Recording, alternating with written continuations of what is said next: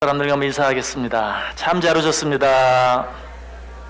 큰 은혜 받으시기 바랍니다. 여러분들 정말 잘 오셨습니다. 오늘도 또 우리를 위해 예비한 하나님의 은혜들이 우리 가운데 풍성할 수 있기를 간절히 원합니다.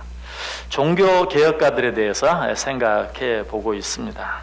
우리가 지금까지 예수님까지 포함해서 5사람 생각해 보았는데요. 자, 예수님을 지금까지는 종교개혁자라기보다는 종교개혁 이전의 개혁가들, 제가 말씀드렸죠. 실제적인 종교개혁은 누구로부터 시작된다? 마르틴 루터로부터 시작이 돼요. 마르틴 루터가 종교개혁을 시작한 해가 1517년. 그래서 그로부터 500년이 되는 2017년 올해가 종교개혁 500주년. 그러니까 그 이전에 일어난 사람들은 다 진정한 의미에서 종교개혁자라기보다는 종교개혁 이전의 종교개혁자들 혹은 종교개혁의 선구자들.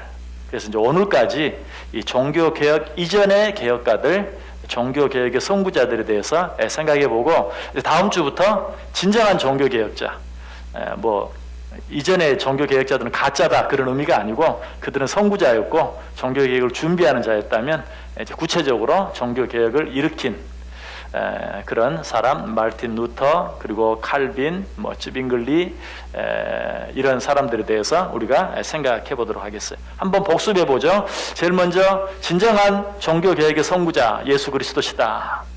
예수 그리스도께서는 어떤 종교개혁을 일으켰습니까? 유대교로부터 기독교로, 유대주의를 반대하는, 그러니까 어떤 선행을 중심으로 하는 그 유대주의에서 벗어나서 진정한 은혜로 들어가는 그런 기독교로의 전환, 뿐만 아니라 과거의 그런 율법주의, 외식주의 이런 것들을 신랄하게 비판하심으로 정말 진정한 의미에서 최초의 종교개혁을 하신 분이었다. 또 성전 청결 사건 같은 것도 하나의 그런 종교개혁의 하나의 모습이 되는 것이죠. 자, 두 번째, 이제 예수님, 우리 인류의 신약 역사가 예수님으로부터 시작된다고 그랬죠. 주후 1년부터 33년까지 신약 시대가 시작이 되면서 이제 종교개혁의 선구자 역할을 예수님이 하셨다면, 그 뒤 약 300년경, 주후 약 300년경에 누가 있었습니까? 누가 있었죠? 누가 있었어요? 어거스틴. 맞습니다. 성 어거스틴이 있었죠. AD 354년에서 430년까지 어거스틴이 있어요. 어거스틴은 어떤 종교개혁을 했다 그랬죠? 자, 어거스틴 사진 한번 보여주세요. 앞에 강대상 비추는 불은 좀 꺼주시고요. 저기는 보이는데 여기는 안 보이네요. 그렇게 해도 되나요? 저거는 비춰서 그러는가요? 그러네. 어거스틴 사진 아닌데, 이 사진은, 다음 사진 한번 보여줘 보세요.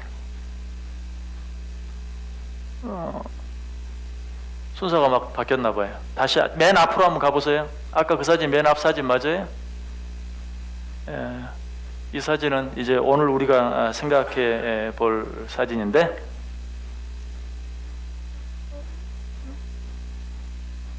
없네요. 지나간 우리가 다 본 사진이니까 사진 보면서 하려고 했는데, 자, 어거스틴, 얼굴은 중요한 거 아닙니다. 어거스틴 어떤 종교개혁을 했습니까? 은총론, 행위로, 선행으로 구원 얻는 게 아니다. 은혜로 구원 얻는 것이다. 최초로 은총론을, 물론 예수님은 이미 이 사실을 이야기했죠.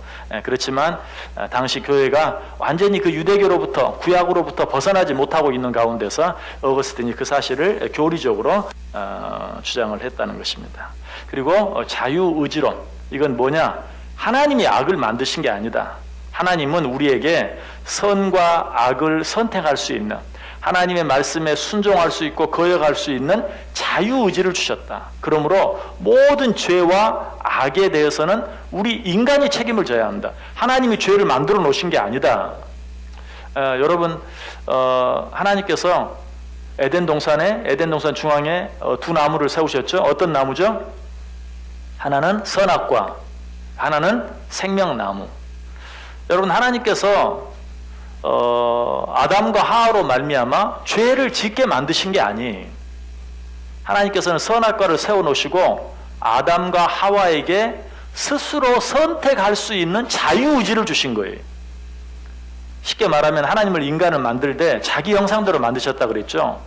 그래서 마치 오늘날 우리들이 만드는 로봇처럼 우리가 어떤 프로그램을 집어넣어 놓으면 그 프로그램에 따라서 그저 기계적으로 움직이는 그런 인간을 만드신 게 아니라 스스로 결정하고 스스로 선택할 수 있는 자유의지를 가진 인간을 만들었어요. 그러니까 하나님께 주신 놀라운 선물이죠.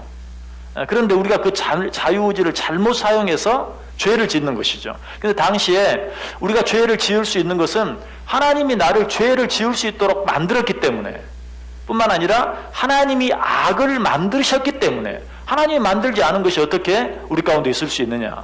하나님이 악을 만들어 놓으셨기 때문에 우리가 죄를 짓는 것이다. 그 책임을 하나님께로 돌리려고 하는 이런 경향이 있었어요. 그래서 그런 경향들에 대해서 아니다. 하나님은 우리를 당신의 형상대로 스스로 결정하고 선택할 수 있는 자유의지를 가진 그런 인간으로 만드셨다 하는 것을 주장했어요.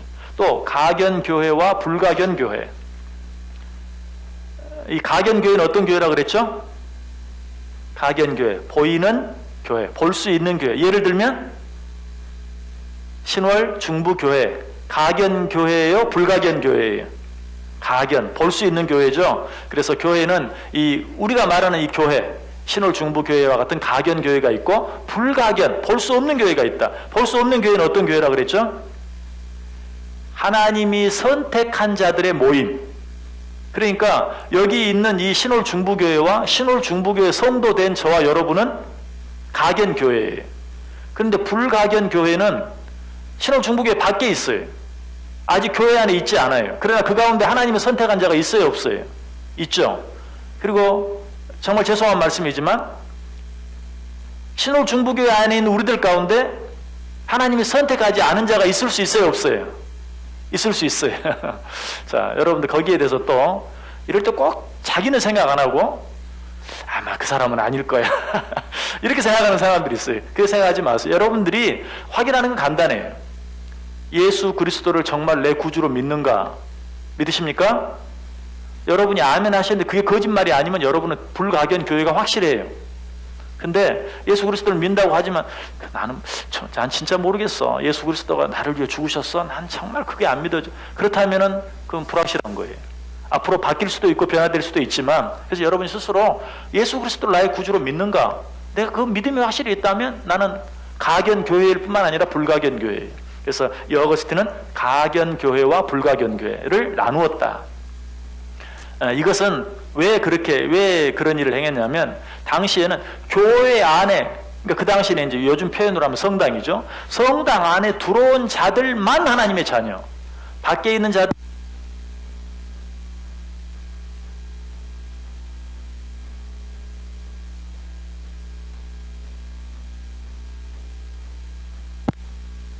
하나 둘, 감사합니다.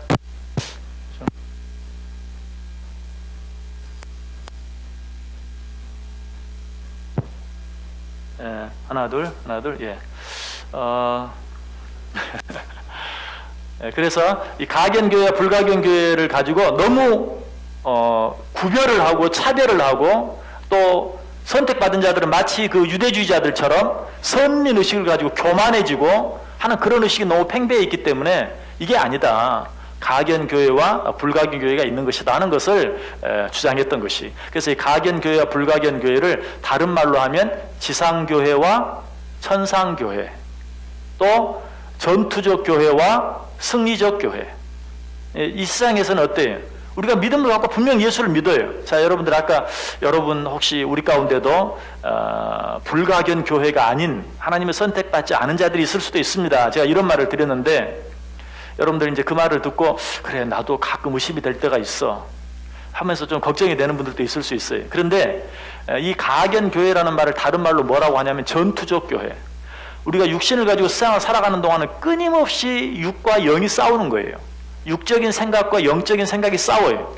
그래서 저 천상 교회에 이르기 전까지는 우리 속에 계속 어려움이 있으면 막 원망도 생기고요, 불평도 생기고 의심도 생기고 그래요. 그럴 때 실망하지 마세요. 이단들은 그때 와가지고 너 가짜야, 옛날 구원파들이 이야기한 것처럼 너는 진짜 신자가 아니야, 너는 하나님의 택한 자가 아니야 라고 딱 정죄하면 그냥 쓰러지고 마는 거예요. 그래서 그런 의미에서 이 지상교회, 우리가 육신을 가지고 살아가는 동안은 전투적인 교회, 우리 자신이 전투적인 교회예요. 늘 영과 육이 싸워요. 그러나 이 땅을 떠나서 하나님의 나라에 이르면 승리만 있는 그런 교회. 그래서 그 교회를 천상교회 혹은 승리의 교회. 자, 다시 한번 말합니다. 교회를 가견교회와 불가견교회로 나눈다. 그리고 두 번째는 이름을 또 다른 이름으로 지상교회와 천상교회로 나눈다. 그리고 또 다른 이름은 전투적 교회와 승리적 교회로 나눈다. 이처럼 교회를 나누었어요. 그리고 이제 어거스틴이 삼위일체론을 주장을 했어요. 어떻게 보면 삼위일체라는 것을 최초로 주장을 한 셈이죠.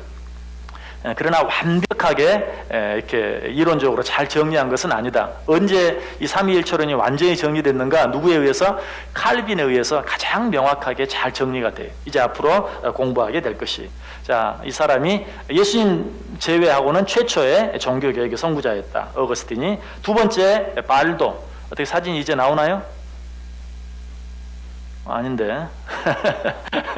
일단 적어도 본론부터 하겠습니다. 발도는 역시 얘기했죠. 프랑스어로 성경을 번역한 사람이었다. 그리고 또 만인 제사장론, 뭐 너무 잘 알죠. 이거는 사제들만 설교하는 게 아니다. 사제들만 성경을 보는 게 아니다. 우리도 성경을 볼 수 있다. 우리도 성경을 공부할 수 있다. 우리가 성경을 직접 읽을 수 있다 하는 그런 만인 제사장론을 주장했고, 지금도 가톨릭에 남아있는 고해 성사 또는 연옥 이런 것들을 반대했다. 그리고 세 번째로 위클리프, 성경 번역, 영어로 성경을 번역한 사람이라고 그랬죠. 위클리프는 탁발 수도사, 수도원 운동, 탁발 수도사 이런 것들을 반대했다. 탁발 수도사를 반대했다는 게 뭐라고요? 탁발 수도사들이 뭐 한다 그랬죠? 마치 요즘 그 스님들이 돌아다니면서 그 공양을 받는다 그러죠? 그 탁발 수도를 똑같이 그렇게 했어. 밥그릇을 들고 다니면서 여러 가지 것들 이렇게 성도들한테 얻으러 다녔어요. 그렇게 한 이유가 뭐라 그랬어요? 그렇게 함으로 말미암아 사람들로 하여금 선행을 쌓게 만드는 거예요. 그 사람에게 손을 벌려서 그 사람이 나에게 무엇을 하나 올려줌으로 말미암아 그 사람이 선행을 하도록 만들어주는 것처럼 생각을 했어요. 그래서 여러분들 불교 나라에 가보면 지금도 뭐 어린 그 스님, 동자성은 아니고 아무튼 수련하는 스님들도 있고 뭐 이런 스님들이 있는데 얼마나 당당하고, 그리고 이 사람들은 무엇을 받는다, 고맙게 받는 게 전혀 아니에요. 내가 그걸 받아줌으로 말미암아서 저 사람이 좋은 일을 하게 만든 거예요. 저 사람이 선을 행하게 만든 거예요. 근데 이 가톨릭의 수도원에 있었던 수도사들도 마찬가지. 내가 무엇을 하나 얻음으로 말미암아서 그 사람의 선을 쌓을 수 있도록 만드는 그런 일이라고 생각을 했어요. 그래서 이런 것들 역시 선행으로 구원 얻는 게 아니다, 은혜로 구원 얻는다 하는 그런 차원에서 이런 탁발 수도사, 수도원 운동 등을 반대했다. 그리고 위클리프가 화채설. 자, 화채설이 뭐라고 그랬어요? 화채설은 성찬시 때 사용하는 떡과 포도주가 사제의 손에 들려지는 순간 예수님의 살과 피로 변한다. 이게 화채설이에요. 화채, 예수님의 몸으로 화한다. 화채설. 그런데 이걸 반대했어요. 아니다. 떡은 떡일 뿐이요, 포도주는 포도주일 뿐이다. 그러나 거기에 이제 후에는 그것이 우리가 지금 받아들이는 것은 그냥 떡은 떡이요, 포도주는 단순히 그건 아니에요. 영적 임재설을 이야기한다고 그랬어요. 이제 이 부분은 후에 또 자세히 설명할 것이에요. 근데 위클리프가 그 사실을 처음으로 말했어요. 떡은 떡이요, 포도주는 포도주일 뿐이다. 그러나 거기에 그리스도께서 영적으로 임하는 것이다. 그러므로 우리가 어떻게 귀하게 여겨야죠. 거룩하게 여겨야죠. 그러나 예수님의 살과 뼈를 우리가 먹는 것은, 살과 피를 먹는 것은 아니다. 직접 완전히 예수님의 살로 바뀌어진, 피로 바뀌어진 그것을 먹고 마시는 것은 아니다라고 이야기를 했어요. 이것이 존 위클리프였고요. 그 다음에 이제 바로 지난 시간에 생각한, 누군지 기억하십니까? 체코의 종교개혁가 누구였죠? 후스, 얀 후스. 얀 후스. 후스에 대해서 공부했어요. 후스는 특별한 것이 있다면 모든 활동을 체코어로 했다. 성경도 체코어로 번역하고 찬송가도 체코어로 만들어서 부르게 하고 또 여러 가지 종교 서적들도 체코어로 저술을 했다. 그리고 실제적으로 그런 종교적인 그런 것뿐만 아니라 체코 말 자체를 굉장히 개량을 많이 했어요. 그래서 이제 어떤 종교가로서는 좀 특이한 일이죠. 우리나라로 얘기하면 국어를 문법이나 이런 여러 가지들을 아주 잘 정립하는 그런 일까지 했다라고 말했어요. 그리고 역시 후스도 성만찬을 모든 평신도들이 다 받아야 된다라고 주장했을 뿐만 아니라 실제로 후스는 자기 자신이 떡과 포도주를 다 성도들에게 나눠줬어요. 그래서 후스를 따르는 사람들의 깃발에는 뭐가 그려져 있다 그랬죠? 그 포도주 잔. 예전에는 사제들만 들었던 그 포도주 단이 그 후스주의자들의 깃발에, 후스주의자들을 상징하는 깃발에, 소위 성배, 거룩한 잔이라고 하는 그 성배가 그 후스주의자들의 깃발에 그려져 있어요.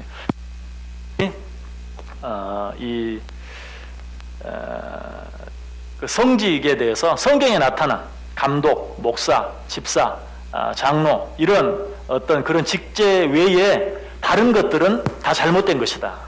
특별히 교황제 뭐 이런 것들은 다 잘못된 것이다 라고 주장을 했어요. 다시 말씀드리지만 정말 획기적인 것이죠. 감히 말할 수 없는 교황에 대해서 쉽게 얘기하면 교황이 성경 어디에 나오냐? 교황이라는 것 성경에 나오지 아니한 이런 모든 성직 제도는 다 잘못된 것이다. 교황이 교회의 머리가 아니요 오직 예수 그리스도께서 교회의 머리시다라고 말했고 또 교황의 가르침이 최고의 가르침이 아니고 성경이 최고의 법이다라고 이야기했습니다.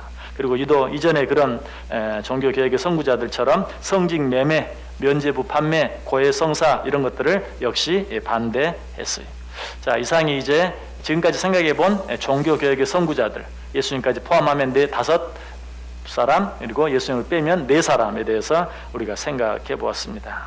이제 오늘은 종교개혁의 선구자로서 마지막 사보나롤라, 이름이 좀 재밌죠? 사보나롤라, 무슨 춤 이름 같기도 하고 사보나롤라, 그 전체 이름을 말하면 지롤라모 사보나롤라. 이태리 사람이에요. 이태리 말이, 이태리 가옥 여러분 불러보셨어요? 참 부르기가 쉽지 않죠. 근데 이 사보나롤라에 대해서 공부해보면 영어로는 지롤라모 사보나롤라 그러는데 영어로는 제롬 사보나롤라라고도 말해요. 제롬. 그래서 혹시 여러분이 어떤 책을 보다가 제롬, 교부 제롬도 있는데 그 교부를 말하는 건 아니고요. 제롬 사보나롤라 혹은 지롤라모 사보나롤라. 제가 지금까지 이야기했던 사람들의 한번 연도를 쭉 한번 이야기해 볼게요. 예수님은 1년, AD 1년부터 33년, 어거스틴은 AD 354년에서 430년, 그러니까 예수님 이후 한 350년이 지나서 등장했죠. 그리고 발도는 이제 그로부터 약 700년이 지난 AD 1140년에서 1205년까지, 그리고 존 이클리프는 발도 이후 또 한 300년이 지난 1324년부터 1384년까지, 그리고 체코의 얀 후스는 그로부터 약 30년 정도 지난 1372년에서 1415년이고요. 그리고 이제 지롤라모 사보나롤라는 바로 앞에 생각했던 얀 후스보다 약 50년 정도 뒤 1452년부터 1498. 여러분들 이 연도를 기억하라고 말씀드리는 건 절대 아니고 저도 기억 못해요. 그렇게 한번 생각해 보라는 것이 300년도에 어거스틴이, 그 다음에 1100년도에 발도, 그 다음에 1400년 초기에 위클리프, 그리고 1400년 중반기에 후스, 그리고 역시 1400년 후반기, 중반기부터 후반기 여기 사보나롤라. 이렇게 이런 종교 개혁들이 끊이지 않고 계속, 이 사람들뿐만이 아니죠. 사실은 우리가 지금 대표적인 몇 사람을 이야기하지만 이런 개혁의 운동이 계속해서 끊어질만 하면 또 일어나고 끊어질만 하면 또 일어나고, 그냥 막 죽이고 해서 눌러놓으면 잠깐 조용하다가 또 일어나고, 또 눌러놓으면 또 일어나고, 이런 일들이 계속 일어났다는 사실이, 그걸 여러분들에게 한번 생각해 보시라고 연도를 다시 한번 이야기했어요. 자, 체코의 얀 후스도 이제 종교 개혁을 하다가 죽었죠. 오늘 우리가 생각하는 이 지롤라모 사보나롤라는 체코와 거의 같은 시대의 사람이 얀 후스가 1415년에 죽었고 이 사보나롤라는 1452년에 그러니까 거의 1415세기 같은 시대에 그런 사람이었던 것을 보게 되죠. 자, 사보나롤라 사진 아까 보여줬던 사진 그 사진이 사보나롤라 사진입니다. 한 장 더 있죠? 이거는 이제 다시 제가 이 사보나롤라를 왜 하게 됐는가? 사실 그냥 넘어갈까 하다가 저 동상 때문에 저 동상이 누구의 동상이죠? 루터의 동상이라고 그랬죠? 근데 루터의 맨 가운데 중앙에 있는 동상이 루터고 그 주변으로 누가 있냐면 우리가 지금까지 생각해 본 어거스틴 빼고 발도 그리고 위클리프 그리고 후스 그리고 사보나롤라 이 네 사람이 저 루터의 동상 네 귀퉁이에 있는 거예요. 사보나롤라를 빼면 어쨌든 저 동상이 의미하는 건 뭐예요? 이 네 사람이 우리가 생각하는 종교개혁, 루터가 일으켰던 그 종교개혁에 중요한 영향을 주었던 사람이다 해서 루터 주변에 이 네 사람을 세워놓은 거예요. 사보나롤라를 빼면은 좀 의미가 들겠죠. 그래서 그런 의미에서 사보나롤라를 간단하게 생각하고 지나가려고 하는 것이. 자, 사보나롤라는 그 다음 사진도 한번 보여주세요. 예, 저 지금 저 가운데 보이는 사진 있죠? 이 사람 여기는 위클리프고요. 여기는 발도고 여기가 사보나롤라 그리고 그 뒤에 후스가 있습니다. 그 뒤에 후스가 있는데 이 사람이 바로 사보나롤라. 어째 좀 그 모습이 좀 어때요? 여러분 모습 느낌이 어때요? 좀 굉장히 막 과격할 것 같은 그런 느낌이 들지 않아요? 근데 실제로 그래요. 굉장히 과격한 그런 사람이었어요. 그리고 과격한 활동을 많이 했던 그런 사람입니다. 그 다음 사진요. 이제 그 사진, 사보나롤라의 사진만 하나만 따로 떼어서 보여주는 것입니다. 자, 이 사람이 바로 사보나롤라고요. 아까도 말씀드렸듯이 이 사람을 공부하는 것은 루터에게 어쨌든 영향을 미쳤던 그런 한 사람이기 때문에 한번 생각하고 지나가는 것입니다. 이 사람은 1452년 이탈리아의 페라라라는 곳에 태어났어요. 이탈리아 여러분 지도 아시죠? 장화의 나라. 그런데 이 페라라라는 곳은 그 장화 맨 위, 장화 맨 위 끝 쪽이 페라라라는 곳이. 그래서 이탈리아 아주 북쪽에서 태어났습니다. 이 사람은 이 페라라 대학에 들어가서 의과대학을 공부했어요. 그래서 거의 의사가 되기 직전에 모든 걸 다 그만두고 수도원 운동에 들어갑니다. 도미니코 수도원에 들어가요. 그게 수사가 돼요. 그런 면에서 루터와 아주 비슷하죠. 루터는 뭐가 되려고 그랬죠? 제가 그 주일날 그 종교교육 탐방 마치고 돌아 잠깐 말씀드렸는데 루터는 아버지가 판사가 되기를, 법관이 되기를 간절히 원했어요. 그 법과대학에 들어갔는데 결국은 포기하고 이제 수사가 됐죠. 근데 이 사보나롤라도 마찬가지. 이 사람은 의사가 되기, 자, 옛날이나 지금이나 하여간 의사, 판사가 좋았던 모양이에요. 그래서 아무튼 이 사보나롤라도 의사가 되기 위해서 의과대학에 들어가서 거의 의사가 되기 직전에 모든 걸 다 포기하고 수도원에 들어가서 수사가 되었다. 수사가 된 다음에는 피렌체, 플로렌스라고 아십니까? 이태리 여행 해보셨어요? 뭐 저도 못 가봤어요. 근데 아무튼 뭐 이 플로렌스, 옛날 이름으로는 피렌체, 플로렌스, 뭐 굉장히 유명한 곳이죠. 역시 아까 얘기한 페라라, 그 장화의 나라 장화 맨 윗부분, 바로 페라라 바로 옆에, 페라라보다 약간 아래쪽에 있는 이 피렌체에 있는 성 마가 수도원의 수사로 파견이 돼요. 그래서 이제 성 마가 수도원의 수사가 됩니다. 그런데 이제 그가 가게 되었던 이 피렌체가 성경에 나오는 소돔과 고모라 같은, 그러니까 여러분들이 이제 그 피렌체, 플로렌스에 여행을 가보면 막 너무나 아름다운 건물들, 그 다음에 뭐 성당들 이런 것들을 많이 보게 되는데 그 건물들이 정말 그 당시부터 있었던 것이에요. 그 당시부터 있었던 것들이 얼마나 많은지 몰라요. 그러니까 그걸 보면 우리나라의 1400년대, 1500년대를 여러분 생각해 보세요.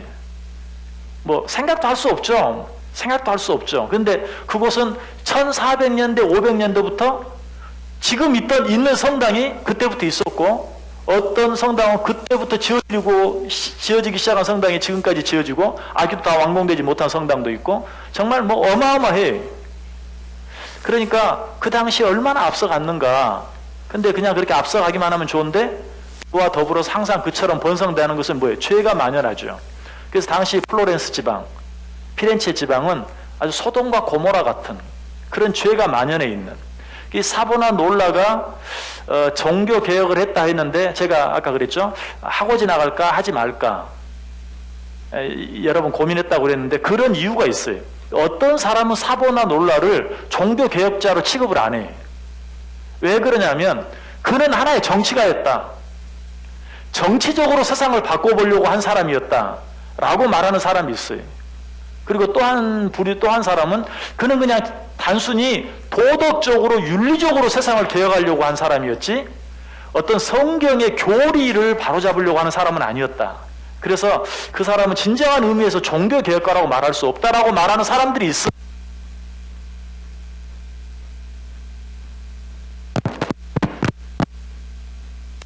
자꾸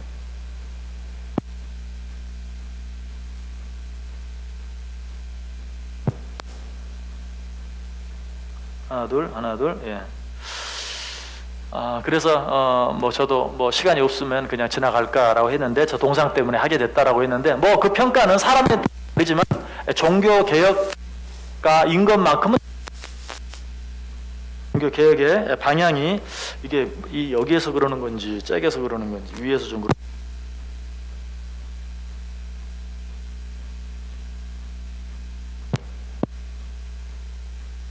하나 둘 예.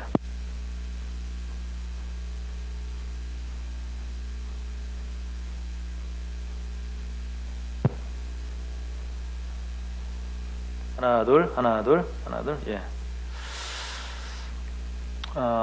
어디까지 했습니까? 예. 이 사보나놀라를 단순히 정치적 개혁가 혹은 도덕적 윤리적 개혁가 이제 종교 개혁가는 아니다라고 생각하는 사람이 있는데 그런 견해도 있지만 그러나 역시 그는 철저하게 하나님의 말씀 가지고 종교 개혁을 하려고 했던 한 가지 증거를 든다면 그는 설교를 통해서 종교 개혁을 많이 했어요. 그리고 또 한 가지 사보나놀라에 대해서 부정적인 견해가 있는데 그게 뭐냐면 사보나놀라는 자기 자신도 나는 하나님께로부터 어떤 계시를 하는 그런 모든 말들은 하나님으로부터 어떤 계시를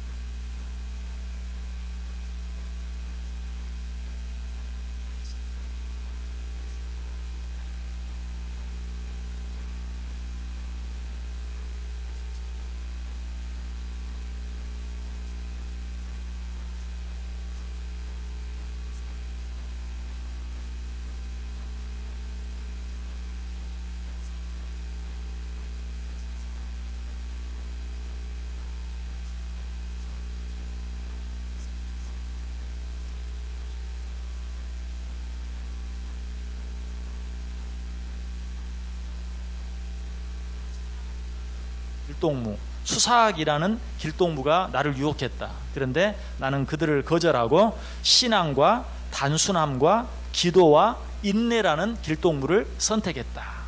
이런 이야기. 여러분 어떤 이야기와 비슷하죠? 어떤 이야기와 비슷해요? 철로역정. 여러분이 잘 아는 철로역정과 아주 비슷하죠. 근데 철로역정은 그 뒤에 나온 이야기입니다. 그러니까 어쨌든 이 사보나놀라가 먼저 그 이야기를 한 거예요. 그러니까 철로역정을 지은 존 버년이 사보나놀라의 이 그 메시지를 듣고 어쩌면 철로역정을 지었을 수도 있어요. 그런데 어쨌든 여러분도 조금 거부감이 생기죠. 오늘 우리에게도 사보나 놀라, 내가 지금 여러분 앞에 이런 것을 전하는 것은 하나님께로부터 이런 계시를 받았다 이렇게 말한다든지, 내가 저 천상을 보았는데, 아니 내가 가 보았는데 거기에서 여러 길동무들을 만났다, 거기서 뭐 수사학이라는 그런 길동무, 철학이라는 길동무 다 거절하고, 그리고 믿음, 단순함, 기도, 인내라는 그런 길동무를 선택했다, 이런 내용들, 뭐 천상을 방문해, 이런 내용들이 좀 약간 거부감이 생기잖아요. 그렇죠? 이런 것들 때문에 이 사보나 롤라를 아주 싫어하는, 그 사람은 종교개혁자가 아니다 라고 생각하는 사람들도 있다는 것이에요. 뭐 그런 부분에 대해서는 충분히 논란의 여지가 있을 수 있어요. 그러나 우리는 그런 것들을 생각하지 아니하고 그가 한 일들 한번 생각해 보려고 합니다. 그리고 아까 사보나 놀라를 도덕적인 윤리적인 개혁가다라고 사람들이 많이 말한다라고 했는데, 왜 그렇게 말하는가? 그는 특별히 그 어떤 그 허영, 사치 이런 것들을 굉장히 반대했어요. 그래서 어떤 종교적인 그런 것보다도, 물론 그런 것도 그런 관계가 없는 건 아니지만, 어떤 귀족들, 종교 지도자들이 허영을 부리고 사치하고 하는 이런 것들에 대해서 굉장히 부정적으로 그랬을 뿐만 아니라, 실제로 이 사보나 롤라를 따르는 사람들이 사람들을 찾아다니면서 모든 집안에 있는 사치품들 이런 것들을 다 수거에다가 광장에 모아놓고 이런 허영의 화영식 이런 것들을 치르기도 하고 했었어요. 그래서 아까 말씀드린 것처럼 사람은 단순한 그런 종교 개혁자가 아니고 그런 도덕적인 윤리적인 그런 것들을 강조했던 사람이다라는 그런 평을 하기도 한다는 것이, 한 가지 사보나 롤라와 관계 있는 유명한 이야기가 있는데요.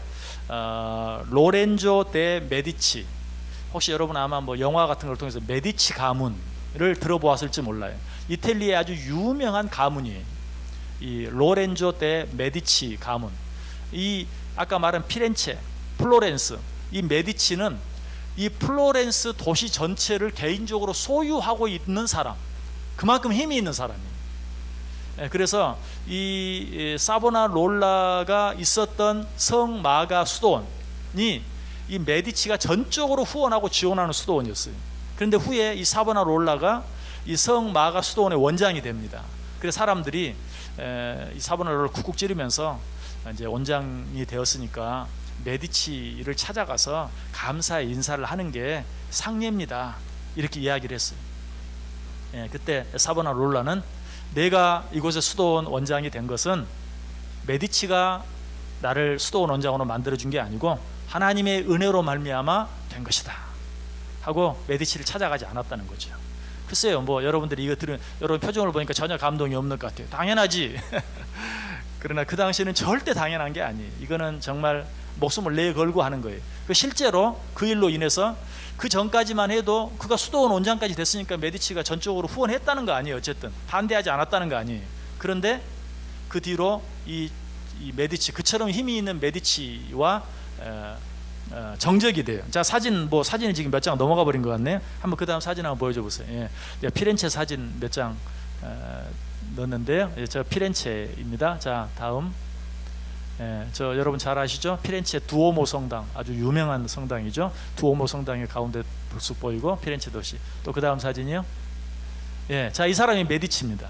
메디치. 아무튼 당시 그 메디치 가문의 유명한, 처음에는 사보나 롤라가 훌륭한 사람이어서 사보나 롤라를 지원했다가 자기에게 인사도 하지 않고, 그러니까 결국은 정적이 되고만 그런 메디치입니다. 자, 어쨌든 사보나 롤라는 아까 말했던 것처럼 피렌체에 가서 성 마가 수도원의 수도사 또 수도원장을 하면서 내가 이 피렌체를 거룩한 도시로 만들고야 말겠다. 요즘 가끔 그 우리나라에서도 도시들에 무슨 운동이 있죠? 성시화 운동 하는 그런 도시들이 있죠. 근데 이 바로 사보나 롤라가 이태리 피렌체, 플로렌스를 거룩하게 만들겠다, 성시화하겠다라고 주장하고 그 일을 위해서 애썼던 그런 사람입니다. 그러면서 역시 교회의 그런 여러 가지 부패들, 잘못된 것들, 아까 말했던 것처럼 교황을 비롯해서 교회 여러 사제들의 그런 사치와 허영, 그리고 귀족들의 그런 사치와 허영, 이런 것들을 반대함으로 말미암아서 결국은 교황의 미움을 사게 되죠.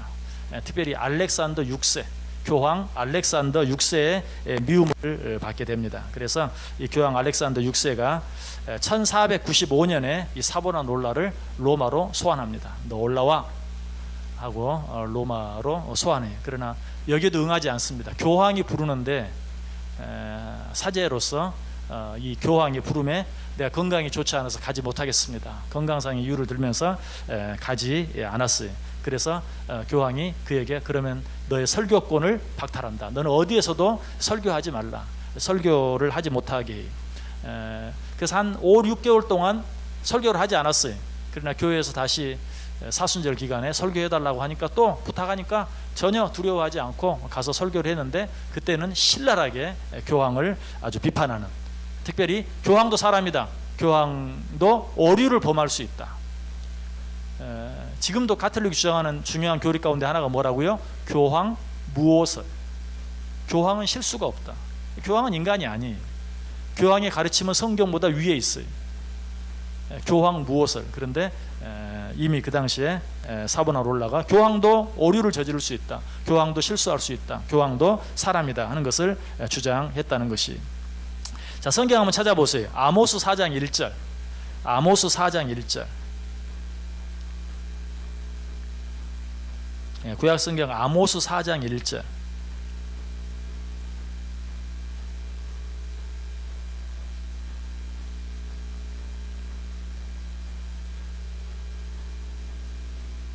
아모스 4장 1절 같이 한번 읽어볼까요? 시작. 사마리아의 산에 있는 바산의 암소들아, 이 말을 들으라. 너희는 힘없는 자를 학대하며 가난한 자를 압제하며 가장에게 이르기를 술을 가져다가 우리로 마시게 하라 하는도다. 자, 여기서 보면 사마리아의 산에 있는 바산의 암소들아 라는 말이 나와요. 그런데 그때 이 사보나롤라가 이 말씀을 가지고 설교를 하면서 누가 사마리아 산에 있는 바산의 암소들입니까? 교황이요 사제들입니다 라고 얘기한 거예요. 교황과 사제들이 약자를 괴롭히고 약자들의 것들을 빼앗아가고 하는 바산의 암소들이다. 여기서 말하는 바산의 암소들이 바로 교황과 잘못된 부패한 사제들이다 라고 이야기했어요. 정말 죽으려고 작정을 한 거죠. 그렇죠? 그렇지 않고는 도무지 그렇게 할 수 없는 것이죠. 그래서 이제 이런 사보나롤라 보다 못한 교황청이 드디어 어떻게 하기로, 이 사보나롤라를 죽이기로 그를 파문하고 그에게 사형 언도를 내립니다. 그래서 그를 죽이는데 먼저 교수형에 처하고 교수형으로 사보나롤라를 죽이고 그리고 나서 그 시체를 불에 태우는,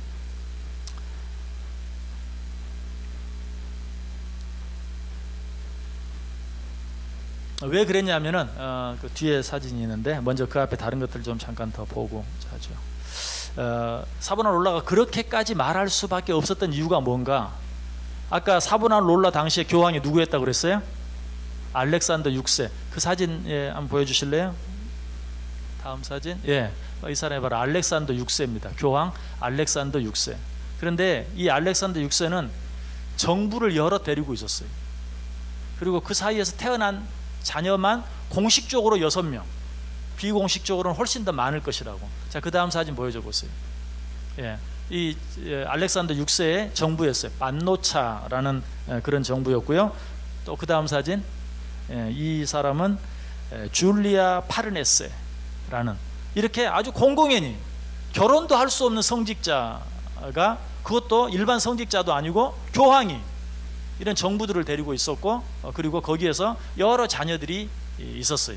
그리고 그 자녀들도 이제 적당히 숨기고 그래야 되는데 아주 공식적으로 드러내놓고 이 자녀들을 요직에 앉히기 위해서 얼마나 애를 썼는지 몰라요. 그래서 그 모든 자녀들을 다 요직에 앉히고 높은 자리에서 권력을 휘두르게 만들었어요. 이게 지금 이 사보나롤라 시대가 그랬어요. 그래서 그는 교황청에 대해서 그처럼 신랄하게, 바산의 암소들이 누구냐? 교황이다. 아까 교황 사진 보니까 바산의 암소처럼 생겼죠. 다시 한번 보여줘 보세요. 알렉산더 6세 사진 앞으로. 바산의 암소 같습니까? 바로 그런 상황들을 이해해야 사보나롤라가 왜 그 당시에 그렇게 외쳤는가 하는 것을 알게 돼요. 그래서 결국은 그 일로 인해서 사보나롤라가 파문당하게 됩니다. 근데 그때도 교황의 파문장, 오늘날 그 우리로 얘기하면 옛날 사극에 보면 왕이 뭐죠? 뭐죠? 어명. 아이 참 생각이 안 나요. 예, 어명 앞에서는 어때요? 사약까지라도 그냥 받아야 되잖아요. 근데 교황의 파문장이 내려졌는데도 이 파문장은 마귀가 준 것이다 라고 말을 할 정도로 교황에 대해서 반대를 했어요. 결국은 잡혀서 극심한 고문을 당하는데 어떤 고문을 당했냐면 도르래에 매달려서 높은 곳까지 손을 뒤로 묶어서 높은 곳에 끌어올려 가지고 거기서 툭 떨어뜨리고 다시 끌어올려서 하루에 14번씩 그렇게 떨어뜨리는 그런 고문을 당했어요. 그러다가 결국은 교수형에 처해지게 되고, 교수형에 처한 다음에 그 시체라도 남으면 어디에 묻히기라도 하면 사람들이 계속 이 사보나 놀라의 추종자들이 그 무덤을 중심으로 더 또 기승을 부릴까봐 그 시체까지 불에 태우는, 다음 사진 한번 보여줘 보세요.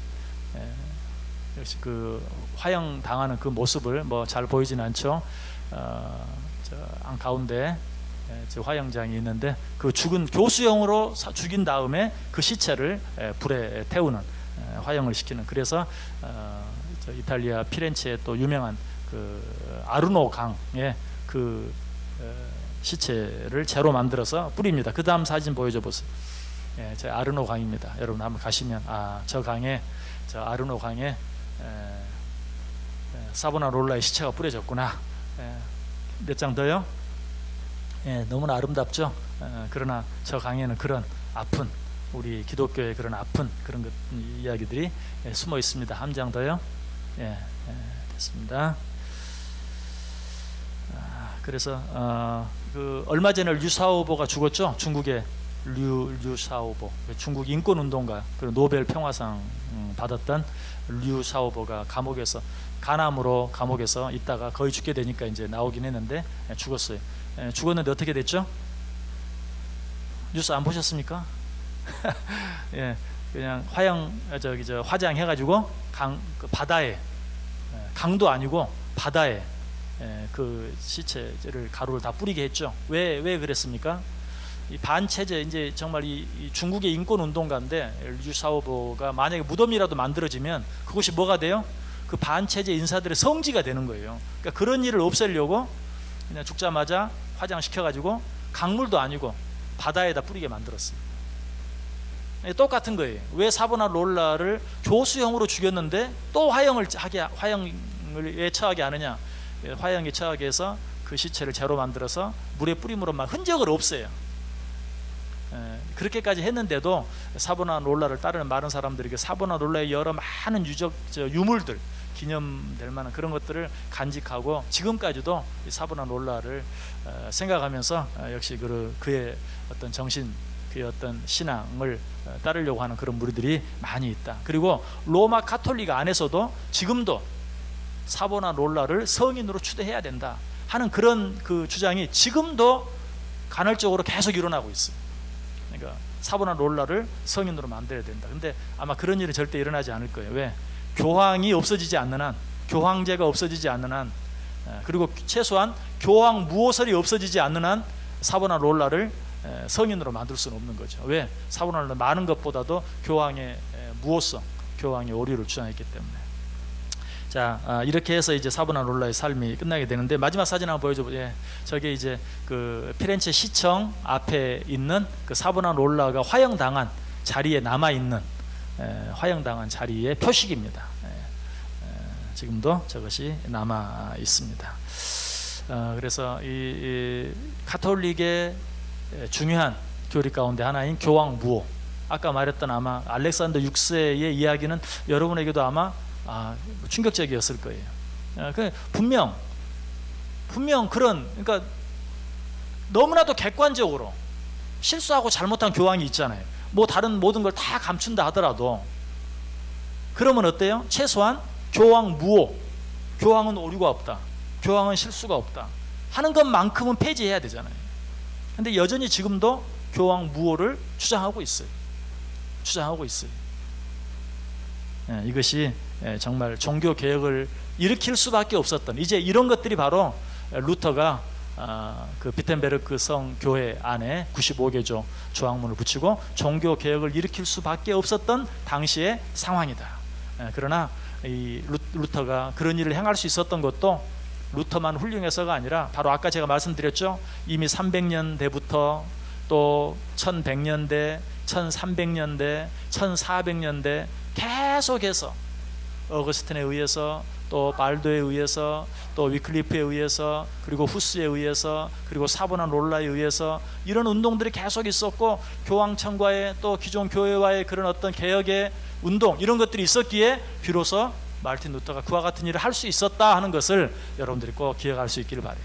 그리고 뭐 다 잊어버려도 좋아요. 제가 처음에 시작할 때부터 말씀드렸죠. 기억하지 않아도 좋아요.